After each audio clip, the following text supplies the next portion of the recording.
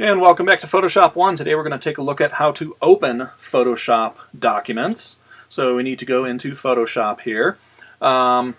First thing we can do, we can actually go up to File and click Open, and then scroll through and find the right folder and everything. And it's kind of a pain to do that, quite frankly. It's not a very efficient way to do it. But if I do open that particular image and I can find it, I can click on it and it will open. I find that sort of annoying because it requires you to know exactly where on your hard drive something is stored. Another thing that we have available is File, Open, Recent. And it's going to give you a list of pictures that we have opened recently. It should show you the last 10 or 20 photos that you've opened. So if it falls on that list, that's a nice quick way to get there. A lot of times, though, I might process hundreds of photos in a day, so the odds that it shows up on that list is kind of slim.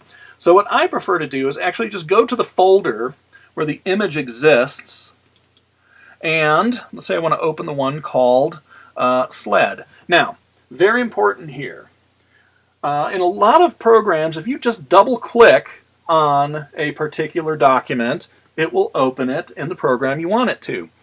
If I double-click in Photoshop, or I double-click a JPEG or some sort of image like this, it's open, right? Well, odds are it's going to open it in something called Preview. Preview is not Photoshop. I cannot manipulate this picture. I can't do anything with it other than look at it. So we need to make sure that we don't do that.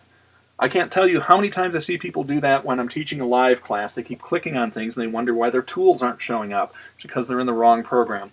What we need to do is we drag this down to our dock, find Photoshop, hover over Photoshop and release it, and now you'll see it opened it in Photoshop.